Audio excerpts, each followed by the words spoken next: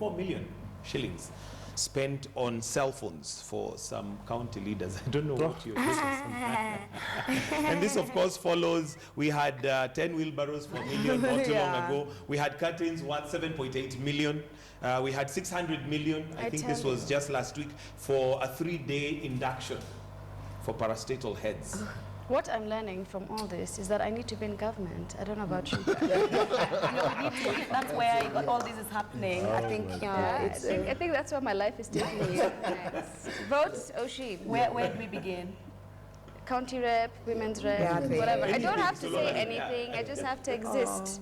And the 90,000. But let's look at it this way. I think I love that there are also other good parts of the internet and smartness. The fact that the phones were worth 90,000 shillings, that is perhaps even on the lower side, because maybe there are some things they need the phone to be able to do.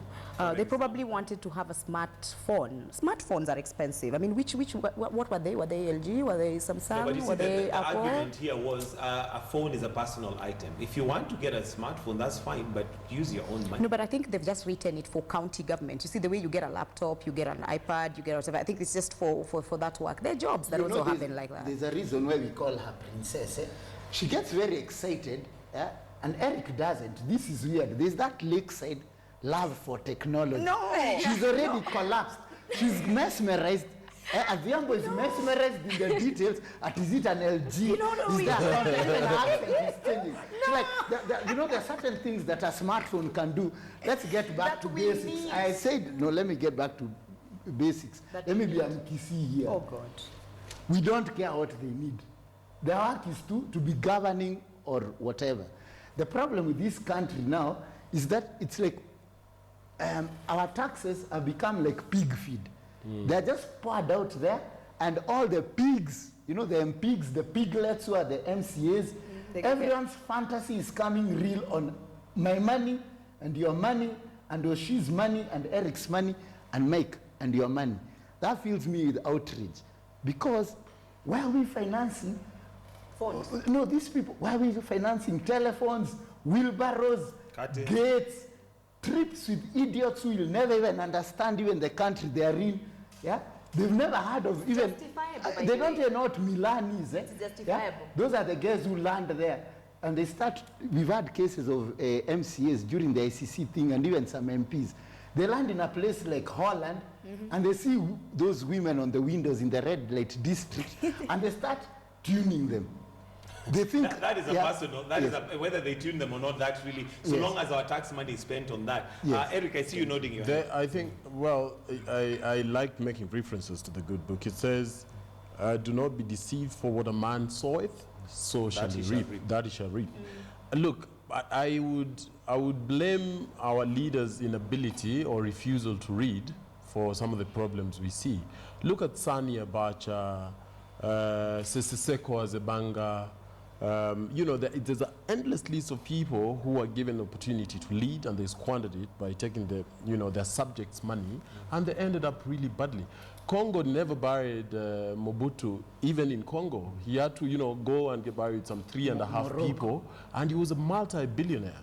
So I think if they read, history would tell that, there are things that if you do, you're going to pay for them. And we have enough examples in this country. Either your kids are going to go cray-cray, or your wife is going to lose her mind, or something really bad is going to happen. So when you're given a subject to lead, it's generational. God says he has ability to cast 4 generations after you.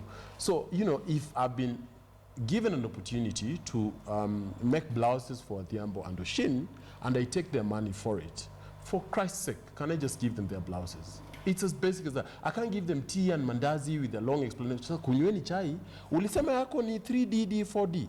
Na mgongo, iyo iko sorted kabisa. Kunywa.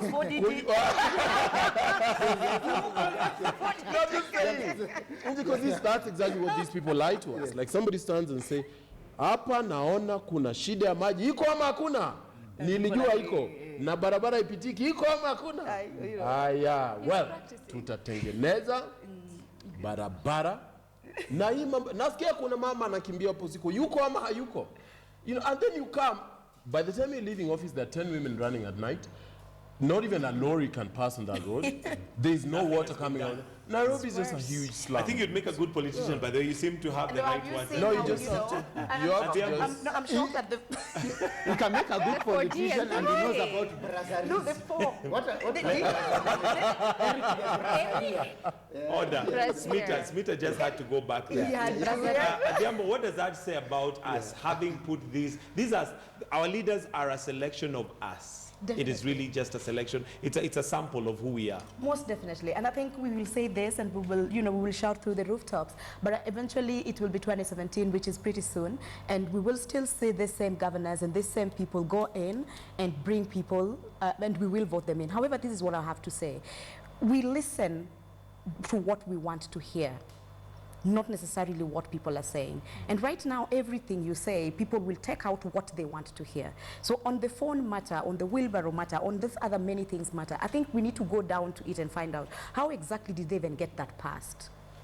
And then in the county government, there are people who sit down and vet and say this is okay and it is passed. And, like they actually sit and I sit with some of them and they're like, no, that was good. So I don't know how that is passing everybody else because we all can't go there. Even if we shouted here, we all can't go to every county, to every MC and tell them, no. I'm wondering what those other people are doing. But Eric said something really important, yeah? I mean, about like a legacy. He said something. There are Mobutus and there are Mandelas. That's on the continental stage. But even at a personal stage, Mike, you want to be remembered as a fantastic television host, whatever else you do in life, whether you become an executive elsewhere, you go into banking or stock markets, you want guys to say, hey, when Michael was on that show, these guys have absolutely no sense of legacy whatsoever. They're so animalistic. They don't even have that heroism. I want to be remembered as this. There are a few, like Governor Alfred Mutua, for example. Whether it's PR sometimes, but there's that thing of wanting to be known as a great man who made a difference, or a great woman. Yeah, you know that's a beautiful thing. I think 20 years from today, people remember you. No one will remember you because of a 200,000 shilling cell phone or an expensive car. No one ever says that guy's bottoms sat on very expensive cars. And then you are praised for that. Okay, and I think it's Martin Luther King that said, if you are a street sweeper, sweep that street until people know. Kings and queens should come and eat from it. Yes. We lack good, just decorum, basic decorum. Like come at 7 o'clock. Niko hapa kwa jam. And you show up at 8. No, there's a, but I could go on about. We just lack good manner. We lie. Nipatie 10,000, nitakupatia kesho asubuhi on a 10. Utakuwa unanifia. And you know you're not going to pay in the next 7 months. Stop settling your debts on TV. No, I'm just saying. Someone told you they'll pay you. No, I'm just saying we lack good manners, we lack decorum, we lack the basics. We lie about the most mundane of things. We lie about the most, trivial of things. So I think we should go back to the basics. Good manners. If we all had good manners, then we wouldn't be having people lying about. Like I saw, again, Kidero going to some place in Nairobi and saying, sasa tumeangusha kama serikali, 7 days kutakuwa contractors. I'm like, Jesus Christ, you only knew about this today. There was grass? No, there was water and impassable road. I think a woman gave birth by the roadside. And it was really sad. It was a news item. Because she couldn't get where she was going. Yeah. And he stood there and said, nimeona mko na shida kweli. I'm like, yeah. So now our problem should get to the point where the governor comes for it to be sorted. Come on. No, you have to give back. Which is sad. On a roadside. Yes, but let's all give back. But there is hope. And during the